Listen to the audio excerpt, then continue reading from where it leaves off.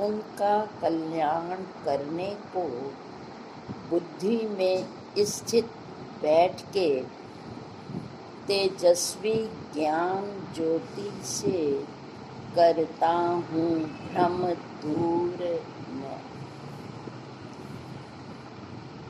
श्लोक प्रारंभ करने से पहले भजन की बहुत सी सामान्य पंक्तियाँ अनेकानेक बार हम सुन और गा भी चुके हैं। कहा कि प्रेम दी जंजीर नाल श्याम जीनू बनिए, श्याम जीनू बनिए ते दाता जीनू बनिए। चलो सखी पुछिए द्रोप तातो हाल नी, किवें श्याम बने या तुसी लीर दे नाल नी, साड़ी दी लीर नाल श्याम जीनू बनिए। चलो सखी पुछिए शबरी तो हाल नी, किवें राम बने आ तू बेरांदे नाल नी, मिठे मिठे बेरा नाल श्याम जीनू बनिए, प्रेम दी जंजीर नाल श्याम जीनू बनिए। भजन की पंक्तियाँ यही बताती हैं कि यदि हम भगवान से एक में एक होना चाहते हैं, अपना चित्त उनसे जोड़ना चाहते हैं, तो चित्त जोड़ने का केवल एक ही मात्र उपाय है, वो है प्रेम। उन्होंने कहा कि भगवान यदि बस में होते हैं, या संत कहिए या भगवंत कहिए, ये चार वपू तत्व एक, ऐसा भी शास्त्रों में कहा है कि संत भगवंत भक्त प्रभु चार वपू तत्व एक। भक्त भगवान, संत और भगवान चार कहने को ये शरीर हैं, परंतु ये तत्व रूप से एक है। तो वही कह रहे हैं, यदि भक्त भगवान से जुड़ना चाहता है तो उसका मार्ग है प्रेम, और यदि गुरु से जुड़ना चाहता है तो सेवा। क्योंकि ये दो मुख्य ऐसे तत्व हैं जो हमें संत और भगवंत से जोड़ते हैं। आइए इसको स्पष्ट करने के लिए हम इतिहास के पन्नों को पलटते हैं। पहले पन्ने की बात करें तो नाम आता है आरुणि का। आरुणि धौम्य ऋषि के शिष्य थे। रात्रि के समय एक बार वो भ्रमण के लिए धौम्य ऋषि अपने कुछ शिष्यों को लेकर निकले, और भ्रमण करते करते वो अचानक आश्रम के पास छोटा सा ही उनका खेत था, उस पर पहुंच गए। अरे ये क्या, अचानक आकाश में काले बादल छा गए। बादलों को देखकर ऋषि धौम्य ने आरुणि से कहा, पुत्र लगता है बारिश आने वाली है, हम तो वापस चल रहे हैं आश्रम की ओर, तुम थोड़ी देर रुक जाओ और देखना कहीं इस खेत की मेंढ बह ना जाए। यदि मेंढ टूट गई तो खेत की सारी उपजाऊ मिट्टी बह जाएगी। ऋषि चले गए और वो मेंढ को और पक्की करने में लग गए। उनके शिष्य आरुणि थोड़ी देर में बरसात तेज होती चली गई, इतनी कि वो मेंढ टूट गई और खेत की उपजाऊ मिट्टी बहने लगी। कोई अन्य उपाय न देखकर तुरंत आरुणि उस स्थान पर लेट गए जिससे मिट्टी बह ना सके। अकस्मात उनकी परीक्षा कहिए, तेज तेज बारिश होने लगी, इतनी कि कई घंटे बारिश हुई, पर सेवा और आज्ञा पालक आरुणि वहाँ से उठे नहीं। सुबह हुई, स्वभाव के अनुसार ऋषि ने आवाज दी, आरुणि, बेटा आरुणि, किधर हो? शिष्य भागते हुए आए, बोले, गुरुजी, याद ही नहीं रहा हम लोगों को। आरुणि तो वहीं खेत की मेंढ की सुरक्षा के लिए छोड़कर आए थे। हम सब तो सो गए, किसी को स्मरण ही नहीं रहा कि आरुणि लौटे ही नहीं। ऋषि एकदम परेशान हैरान हुए और शिष्यों के साथ जब खेत पर पहुंचा तो देखा उन्होंने कि आरुणि नीले शरीर से बेहोश हुए मेंढ के पास पड़े हैं। गुरुदेव ने प्रेम अश्रुओं के साथ उसको उठा लिया। बेटा, तुझे इतना सब कुछ करने के लिए तो मैंने नहीं कहा था। और वो आश्रम में उसका उपचार कराया गया। उठे, गुरुदेव को प्रणाम किया। गुरुदेव ने उसको अपने हृदय से लगा कर कहा, बेटा, तूने 14 घंटे बरसात में रहकर मेरे वचनों का पालन किया और खेत की सुरक्षा की। मैं उससे प्रसन्न हुआ और इसके बदले में मैं तुझे अपनी 14 विद्याएं प्रतिदान में देता हूँ। और कहते हैं, उनके इन शिष्यों में से अपने गुरु कृपा प्रसाद 14 विद्याएं प्राप्त करके वही आरुणि ऋषि उद्दालक ऋषि के नाम से प्रसिद्ध हुए कि यानी उत्तआलक। अपने गुरु की प्रसन्नता को प्राप्त करके जिन्होंने सभी शिष्यों में से मैंने ऊंचा स्थान प्राप्त किया, केवल शिष्यों में से नहीं, वेदांत में जब भी उपनिषद की श्वेत उपनिषद की बात आती है उसमें उद्दालक ऋषि और उनके जो श्लोक हैं उनका वर्णन आता है। तो ये है गुरु सेवा, और सेवा वहाँ होती है जहाँ प्रेम होता है। ये दोनों एक दूसरे के पर्याय ही हैं। अब चलते हैं पिछली सदी 18वीं सदी की तरफ और बात करते हैं स्वामी रामकृष्ण परमहंस और उनके शिष्य विवेकानंद की। प्रेम और सेवा के कारण वो भी सभी शिष्यों में से सर्वाधिक प्रिय थे। समय अनुसार वो अपने गुरु की आज्ञा का पालन करते करते मेधावी बुद्धि के कारण वो उनके प्रिय शिष्यों में से एक हो गए। अपने जीवन के अंतिम समय में उन्हें भयानक रोग कैंसर ने आ घेरा और वो अपने गुरु के किसी कार्य से बाहर गए। पीछे से गुरु को वमन हो गया। शिष्यों ने मुंह वगैरह तो सब मुख साफ कर दिया, पर वमन पात्र को नीचे ही रख दिया।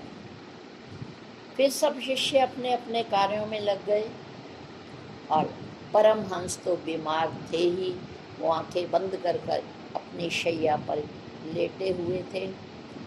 काम से निवृत्त होकर जैसे ही विवेकानंद जी ने कक्ष में प्रवेश किया, उन्हें कुछ दुर्गंध सी आई और वो परेशान हो गए। उन्होंने चारों तरफ दृष्टिपात किया देखा गुरु के सिराने वमन का पात्र पड़ा है, उसी में से दुर्गंध आ रही है। उनकी आंखों से अश्रु निकल पड़े। उन्होंने सभी शिष्यों को आवाज़ लगाई और पूछा, ये क्या है? उन्होंने कहा कि गुरुदेव को वमन हुआ था और हमने मुख साफ करके इसको रख दिया। तो उन्होंने कहा, क्या आपका यहीं तक कर्तव्य था? क्या आप इसको उठा करके बाहर उलट नहीं सकते थे? आप ये कैसे भूल गए कि गुरुदेव को दुर्गंध आ रही होगी? तुमने इसको उनका वमन समझा, शरीर का विकार है ये। आप कैसे भूल गए कि गुरु ने हमारे जन्म जन्म के मनोविकारों को बाहर निकाला है? अगर उन्होंने हमारे जन्म जन्म के मनोविकारों को बाहर निकालने में इतना प्रयास किया, तो यदि उनके शरीर का एक विकार बाहर आ गया तो आपने उसको कैसे साफ नहीं किया और बाहर नहीं रखा? अब ये विचार करते ही हुए वो फफक कर रोने लगे और उन्होंने गुरु के उस वमन को अपने गले में डाल दिया।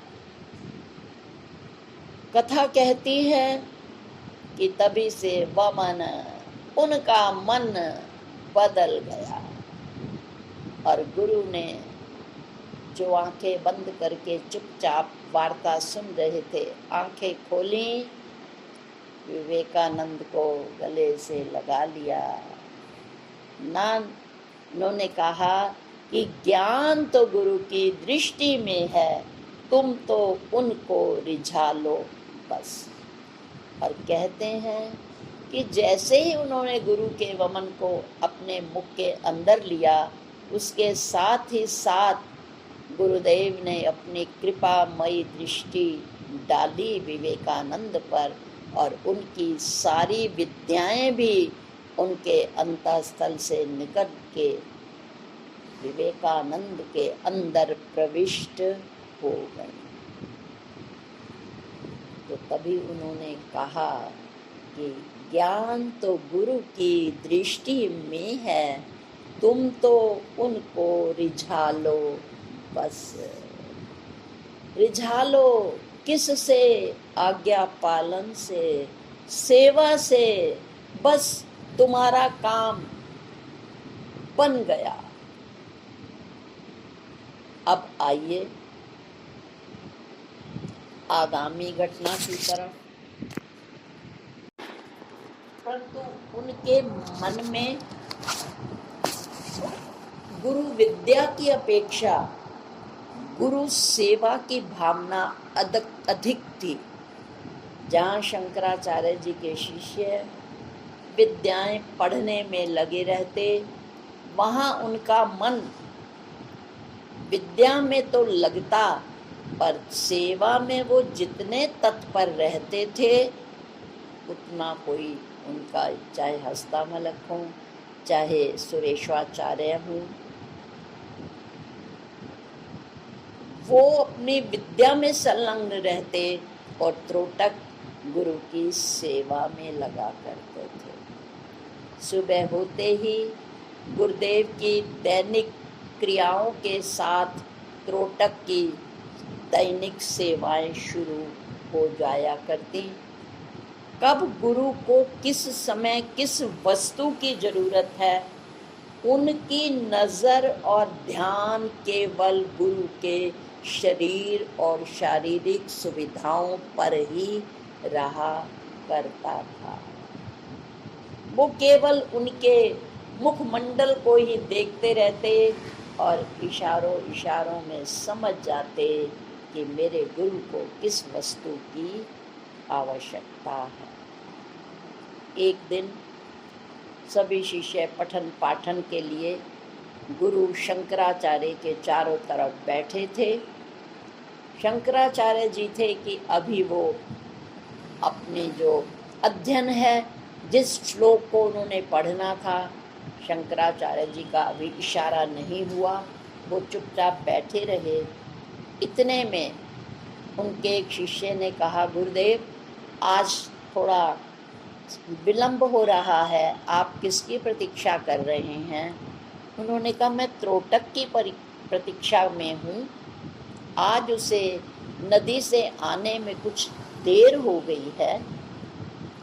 तो एक शिष्य ने हंसते हुए कहा, गुरुदेव त्रोटक को तो इस विद्या में कोई रुचि ही नहीं है, वो तो सुबह से शाम तक बाह्य कार्यों में लगा रहता है।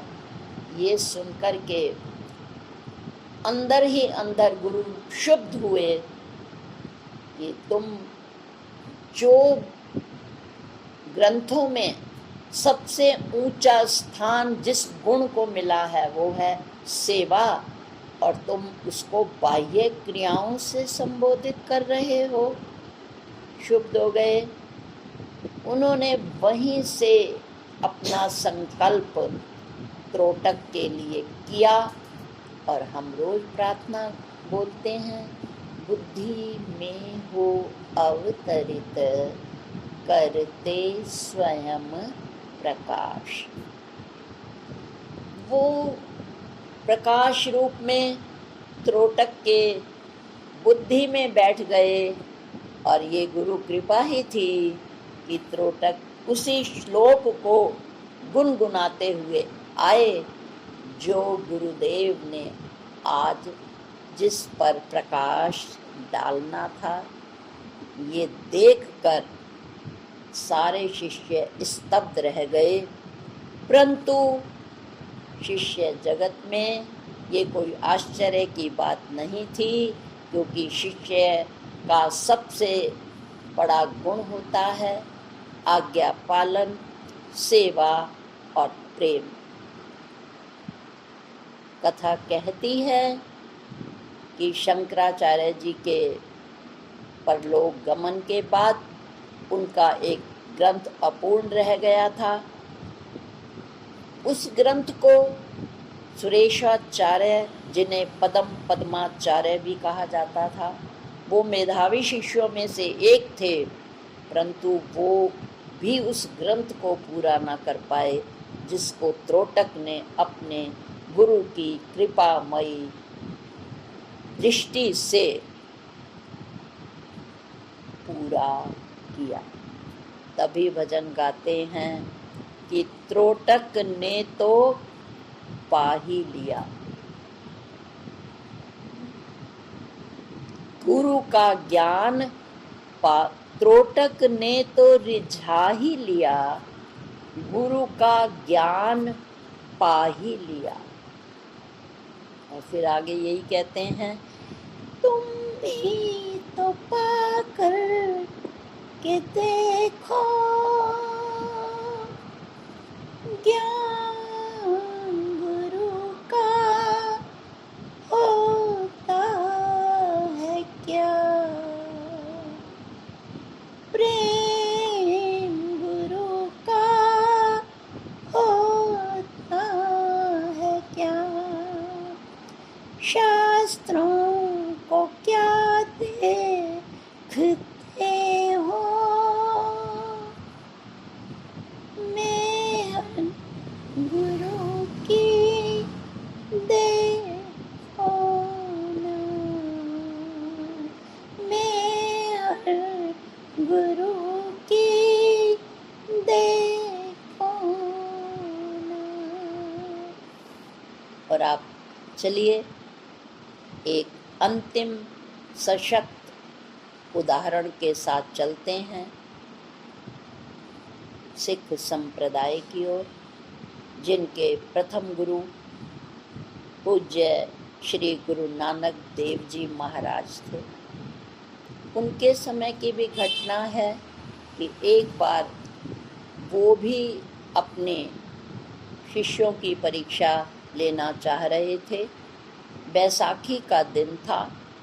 सब शिष्य और सामान्य जन नए नए वस्त्र पहनकर उस पर्व के लिए आए थे। अचानक उनका जो कटोरा था वो थोड़ा निचाई पर कुछ दलदल थी, वो कटोरा उस दलदल में गिर गया या गिरा दिया गया, ये गुरु ही जाने। शिष्य देखते रहे, गुरु का कटोरा गिरा है और चुपचाप बैठ गए। इतने में अंगद देव जी आए, जिन्हें पहले लहणा के नाम से जाना जाता था। सत्संग शुरू होने से पहले वो अक्सर उस पात्र में अपने गुरु के लिए जल रखा करते थे। नियम के अनुसार उन्होंने इधर उधर देखा और कहा कि वो गुरु का जो पात्र है वो मिल नहीं रहा। तो गुरु ने इशारा किया कि वो कुछ यहाँ से काफ़ी नीचे गिर गया है। लहणा जी ने देखा कि वो दलदल में था। बिना क्षण गवाए तुरंत वो नीचे उतरे, कीचड़ में पड़े उस कटोरे को अच्छी तरह साफ किया, धोया। देखने वालों का ध्यान भले ही उनके कीचड़ भरे वस्त्रों पर पड़ा हो, पर उनका ध्यान तो केवल गुरु के कटोरे पर था, उसकी सफाई पर था। उन्होंने कटोरा साफ किया, जल भरा और अपने गुरु के समक्ष रख दिया। सत्संग सबने सुना और जैसे ही सत्संग समाप्त हुआ, गुरुदेव ने लहणा को पुकारा और सबके सामने उसे कीचड़ भरे वस्त्रों के साथ गुरु ने भी उन्हें अपने अंग के साथ लगा लिया। कहते हैं कि तभी से उन्होंने कहा, तू लैड़ा ते मैं तैनू देना, तूने आज मुझसे मेरी सारी विद्या ले ली। नानक नदरी नदर निहाल, तूने मुझे अपनी क्रिया से निहाल कर दिया। भले ही बाह्य वस्त्रों पर तेरे कीचड़ लगा हो, पर आज तेरे मन का सारा कीचड़ धुल गया, यानी तेरे मन की अविद्या नष्ट हो गई और आज तू उसी स्थान पर मेरे समकक्ष हो गया। क्योंकि अज्ञान काल में शिष्य शिष्य होता है और ज्ञान काल में गुरु गुरु होता है, और जब अज्ञान नष्ट हो जाता है तो स्वरूप से गुरु और चेला एक ही हो जाते हैं। जैसे कि पूछा था हनुमान जी से भगवान राम ने कि तुम मुझे क्या समझते हो, उन्होंने कहा शरीर की दृष्टि से दासो अहम, पर ज्ञान की दृष्टि से सो अहम। शरीर की दृष्टि से आप मेरे भगवान हैं और मैं आपका भक्त हूँ, परंतु तत्व दृष्टि से जो आप हैं सो मैं हूँ, जो मैं हूँ सो आप हैं। और उन्होंने कहा कि तेरा बाहर भले ही तेरे वस्त्र कीचड़ से भर गए हों, पर आज तेरा अंतःकरण अज्ञान के मल से धुल गया है और अब तू मुझ जैसा ही हो गया है।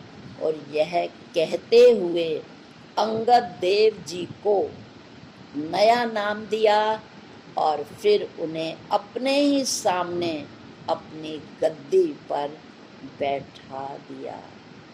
ये होता है प्रेम और सेवा का फल।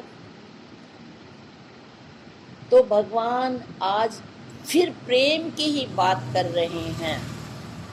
उन्होंने कहा है कि भगवान से मिलने के लिए बहुत से द्वारपाल हैं, जिनका वर्णन उन्होंने पिछले कई श्लोकों में किया है कि चित्त से प्रेम से मिलकर बोध जो करे। फिर उन्होंने कहा संतोष से सदा मेरे गावें गुण रमा करे। तो उन्होंने कहा जो अपना चित्त मुझे दे देता है, मुझ में समर्पित हो जाता है, मुझसे प्रेम करता है, मैंने जैसी भी परिस्थिति दी है उसको तेरा भाणा मीठा लागे समझकर स्वीकार और संतुष्ट हो जाता है, और फिर मेरा ज्ञान पाकर मुझ में रमण करने के बाद वो सिर्फ मेरी ही गीत गाता है। तो उन्होंने बहुत से द्वारपालों का वर्णन किया कि जिस तरह पहरेदार या द्वारपालों की आज्ञा से ही हम अंदर जा सकते हैं। तो कहते हैं कि भगवान से मिलने के, भगवान ने कहा मेरे से मिलने के ये द्वारपाल हैं, समर्पण, सेवा, संतोष, हर समय वृत्ति का मुझ में जोड़ना, ये मेरे द्वारपाल हैं, ये मेरे द्वार पर खड़े हैं।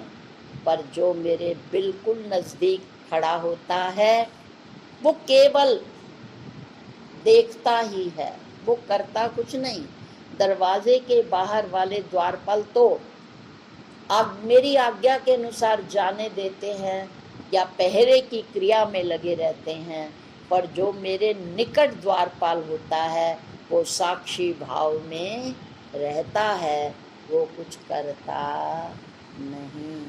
तो मेरे समीप सबसे अधिक क्या है? प्रेमा भक्ति। तो अब आएंगे श्लोक पर। क्या? उनका कल्याण करने को बुद्धि में स्थित बैठ के। किनका कल्याण? कहते हैं जो सेवा में तत्परता है, हृदय जिसका प्रेम से भरा है। तो भगवान कह रहे हैं मैं उनका कल्याण करता हूँ। क्या मैं उनको फल देता हूँ? उन्हें ज्ञान पकड़ने, याद करने की जरूरत ही नहीं होती। बस तुम तो गुरु को रिझा लो बस। वो कहते हैं यहाँ तक तुम्हारा काम है, मुझे रिझाना, आगे ले जाना मेरा काम है। यहाँ तक आना, प्रेम निभाना, ये तुम्हारा काम है, पर आगे ले जाना मेरा काम है। इसी बात को पूज्य बीजी महाराज भी यही बात कहा करते थे। वो कहते थे कि हम जीवन यात्रा के लिए प्रभु ने हमारे शरीर में हमें सब सुविधाएं दी हैं। पहली है देह, जो दिखती है, काम कम करती है पर बाहर दिखती है। ये है बाह्य करण, जिनमें 5 ज्ञान इंद्रियां हैं, 5 कर्म इंद्रियां। दूसरा है अंतःकरण, अंदर के साधन, मन, बुद्धि, चित्त, अहंकार। ये जो 4 साधन हैं, ये पहले अंदर आपस में इनका कोऑर्डिनेट होता है। मन किसी भी काम के लिए अनेक विकल्प हमें देता है। बुद्धि उन विकल्पों में चॉइस करती है कौन सा विकल्प ठीक होगा, पर इसमें वो चित्त की सहायता लेती है। यदि इससे पहले वो काम किया तो बुद्धि चित्त का सहयोग लेकर के पिछले चित्र को देखती है कि विगत समय में जब हमने ये काम किया था वो अनुकूल रहा था या वो काम प्रतिकूल रहा था। चित्त ने पिछला रिकॉर्ड रख दिया, अब बुद्धि वो रिकॉर्ड देख करके निर्णय करती है, ऐसे में मुझे क्या करना है। तो अहंकार उस पर पक्की मोहर लगा देता है, यानी दृढ़ता होती है कि ये काम करना है या नहीं करना। जब अंदर से एक निश्चय की आवाज आती है, तब ही इंद्रियां काम करने के लिए प्रवृत्त होती हैं। छोटा सा अपने घरेलू ही उदाहरण लेते हैं। जब भी हम कोई किचन में शुरू में ही कुछ सब्जी ही बनाने लगते हैं, तो मन कई विकल्प देता है, आज ये बना लूं या ये बनाऊं या वो बनाऊं। बुद्धि निश्चय करती है ये वाली चीज आज नहीं बनानी चाहिए क्योंकि आज एकादशी है, या ये वाली चीज नहीं खानी चाहिए आज ये त्योहार है, या आज भारी चीज नहीं लेनी चाहिए क्योंकि हमें शाम को बाहर जाना है, आदि आदि। ये बुद्धि निश्चय करती है और तुरंत वो निश्चय करके बताती है, अहंकार के पास फाइल भेजती है और अहंकार कहता है कि दृढ़ता बिल्कुल आज इसके बजाय मुझे ये वाली सब्जी बनानी है। जब निश्चय हो जाता है, अंदर चारों पुर्जे अपना अपना काम करके जब लास्ट निर्णय देते हैं, तब जा कर के हाथ फ्रिज को खोलते हैं, पैर जाते हैं, हाथ खोलते हैं, बाहर निकालते हैं और फिर आगे की क्रिया शुरू हो जाती है। कभी हमने विचार ही नहीं किया क्योंकि स्वतः तो कभी विचार आया ही नहीं।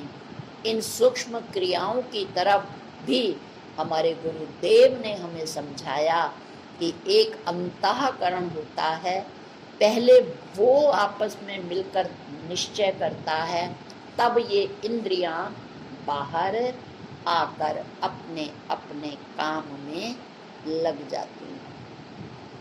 तो पूज्य विजय महाराज कहते थे, सारी जिंदगी हम अंतःकरण तक के बारे में सामान्य लोगों को बिल्कुल पता नहीं है।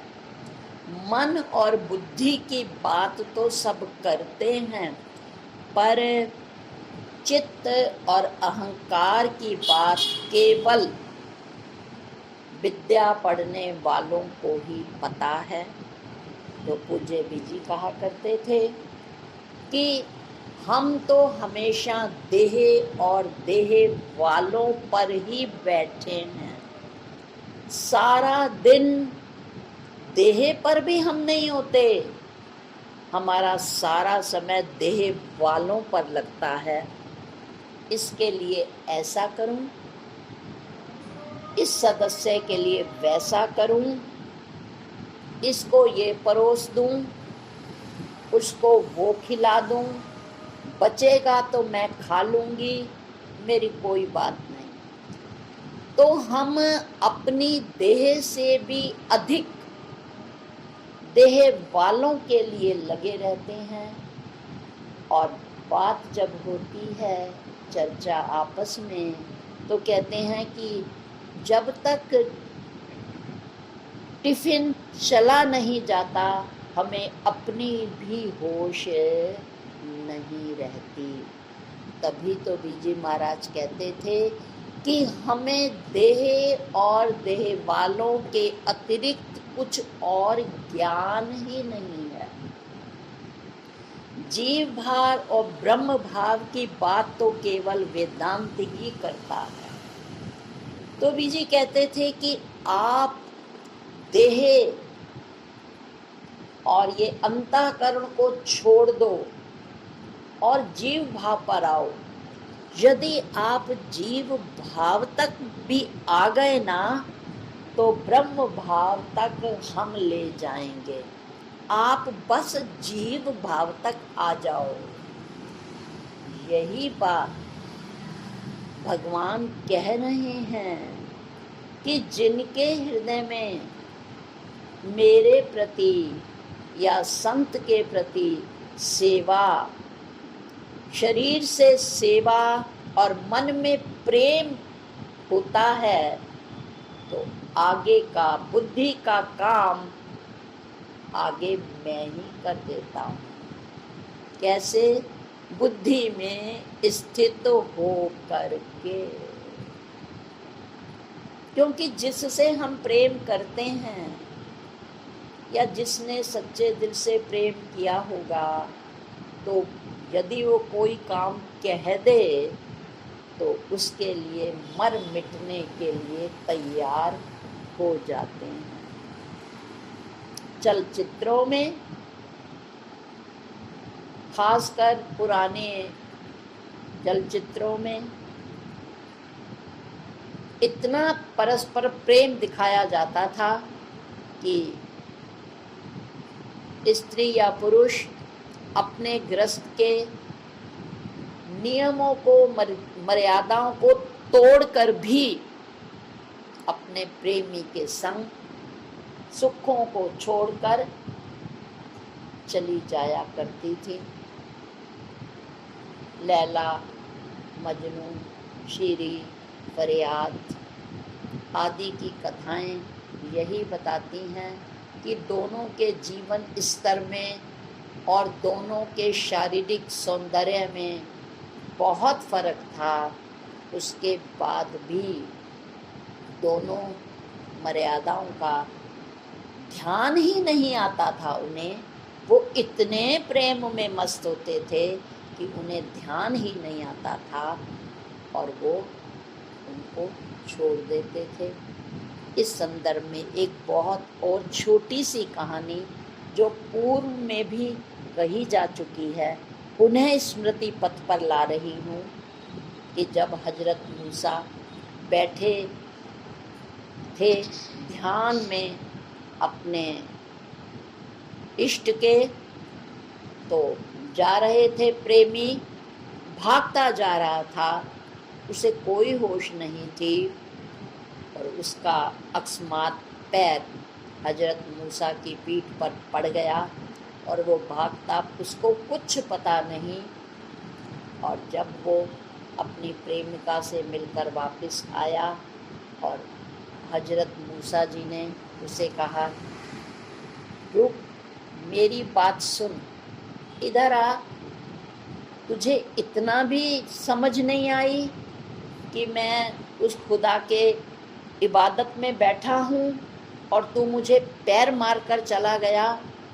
तो उन्होंने कहा, क्षमा करिए हजूर, मैं संसारिक प्रेमिका के ध्यान में, प्रेम में इतना डूबा था कि मुझे ध्यान ही नहीं रहा कि आप इबादत के लिए बैठे हैं।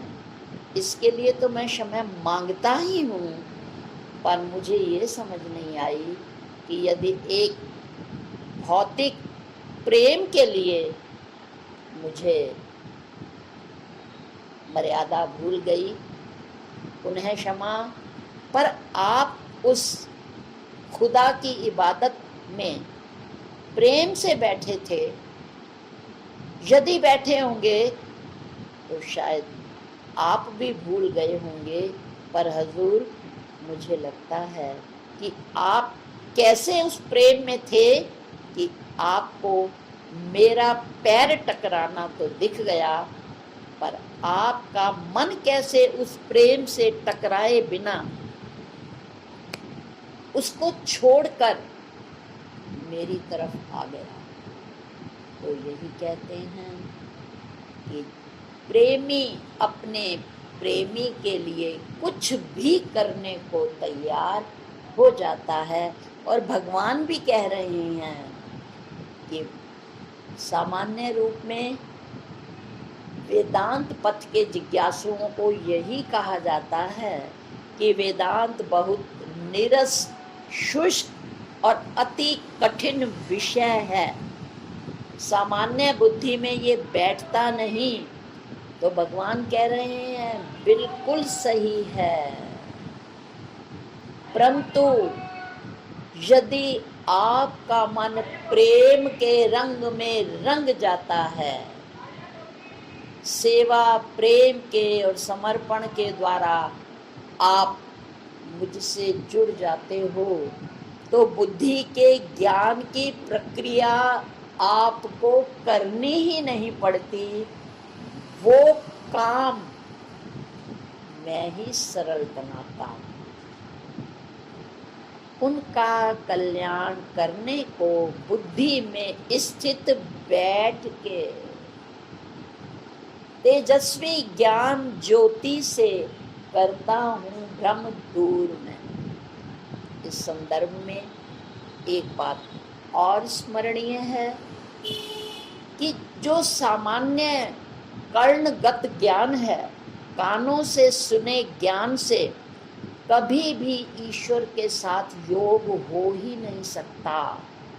इसलिए भगवान ने कहा कि तेजोमय ज्ञान चाहिए, प्रदीप्त ज्ञान चाहिए, तभी भ्रम जाएगा।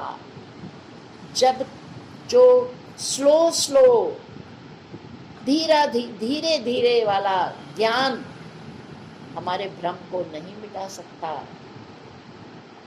इसलिए उसके लिए कैसा ज्ञान चाहिए? तेजस्वी ज्ञान ज्योति चाहिए। इसके लिए भी हमें सूत्र दिया गया, सो अहम इति वृत्ति अखंडा दीप शिखा वत प्रबल प्रचंडा, कि वो मैं हूँ ऐसा जानने के लिए सामान्य ज्ञान यहाँ काम नहीं आएगा। दीप शिखा वत प्रबल प्रचंडा, इस जन्म जन्म के अज्ञान को दूर करने के लिए प्रदीप्त प्रचंड ज्ञान चाहिए। और प्रचंड ज्ञान की लौ कौन लगाएंगे? प्रभु लगाएंगे, गुरु लगाएंगे, पर किस पर लगाएंगे? अपने प्रेमी पर लगाएंगे। आइए भगवान श्री कृष्ण और उनके प्रिय शिष्य अर्जुन के संदर्भ में भगवान ने जब रुदन देखा, उनका उदास चेहरा देखा, उनको ज्ञान देते गए, पर वो ज्ञान कई अध्याय तक भगवान ज्ञान देते गए, पर वो ज्ञान अर्जुन के अज्ञान को, उसकी करुणा को और उसको सही रास्ता दिखाने के लिए भगवान का दिया वो ज्ञान काम नहीं आया। अर्जुन के चित्त की स्थिति वैसी ही रही। परंतु कब उनका मोह गया, ये जानने से पहले हम इस श्लोक पर नजर डालते हैं। क्या कहा था अर्जुन ने? अज्ञान के दोष ही ये समाये, भूला हूँ मैं धर्म सो पूछता हूँ, होवेगा जो श्रेय स्थाई कहो सो, मैं चेला हूँ आपका बोध देवे। क्या अब तक वो इतने श्लोक समझा चुके थे? क्या भगवान बोध नहीं दे रहे थे? अरे वो तो बोध स्वरूप हैं। भगवान तो बिना बोध के बात करते ही नहीं, पर वो बोध, उस बोध ने असर नहीं किया। क्यों? क्योंकि अर्जुन ने अपना उर आंगन श्री कृष्ण के चरणों में समर्पित ही नहीं किया। तुम अपना उर आंगन दे दो, मैं अमृत की वर्षा कर दूं। अमृत की वर्षा, अमर तत्व की ब्रह्म तत्व की वर्षा तो भगवान शुरू से करते आ रहे थे, परंतु वो पिया कब, उसका मुंह कब खुला, उसका अंतःकरण की ग्रंथियां कब खुली, जब अर्जुन ने कहा मैं चेला हूं, आपका बोध दे। तब वो बोध देते गए और वो पिपासु बनकर सुनता और कहता रहा, फिर कहो प्यासा हूं मैं विज्ञान अमृत पान का। आप चुप क्यों हो गए? फिर कहो।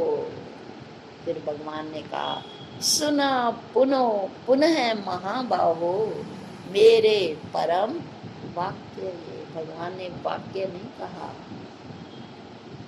इससे पहले के अध्यायों में इस विषय पर चर्चा हो गई है कि कई प्रकार के वाक्य होते हैं, सामान्य वाक्य, सद्वाक्य, परम वाक्य आदि आदि। तो भगवान के श्रीमुख से जो वाक्य निकले हैं उन्हें भगवान कहते हैं परम वाक्य। ये मेरे परम कल्याण करने वाले इन वाक्यों को सुनो। और भगवान सुनाते रहे और वो सुनते रहे। बाद में उन्होंने उनकी वंदना की, आप विधि के पिता हो, आप तो ब्रह्मा के भी आदि देव हो, क्षमा करें मुझ पर आप वैसे, जैसे पिता पुत्र की गलती को क्षमा कर देता है, सखा सखा की त्रुटि की तरफ ध्यान नहीं देता। हे प्रभु, मैंने भी कभी आपको सखा शब्द से संबोधित किया, कभी अपने संबंध को लेकर उन शब्दों से संबोधित किया। क्षमा करें मुझ पर आप ऐसे, मुझे आप क्षमा करें, मैं आपके यथार्थ रूप को जान नहीं सका था। और फिर उनका हृदय जब बिल्कुल अज्ञान से मुक्त हो गया तो अंत में उन्होंने क्या कहा, गया मोह मिला धर्म, कृपा से आपकी मुझे भ्रम पूर्ण गया। भ्रम गया शब्द नहीं कहा, भ्रम पूर्ण गया। जरा भी तो नहीं रह गया संशय। क्यों नहीं रह गया? कृपा से आपकी मुझे, आपने मुझ पर कृपा की। गुरु कृपा करे, नदरी नदर निहाल करे, और गुरु के ये करने के बाद भी अगर शिष्य के हृदय का भ्रम नहीं जाता तो कमी किसमें है? आप प्रज्ञावान साधक हो, खुद ही निर्णय करिए। तो ये श्लोक हमें यही कहता है कि बिना गुरु की कृपा के ना आज तक किसी को ये विद्या लगी है और ना लगेगी। और कमाल है, इस 10वें अध्याय में भगवान ने अपने को प्राप्त करने की अनेकानेक युक्तियों का पिटारा खोल दिया है कि यथा इच्छसी, जो तुझे युक्ति ठीक लगे। वो कहते हैं मेरे अनुसार तो सबसे उच्च युक्ति क्या है? प्रेम।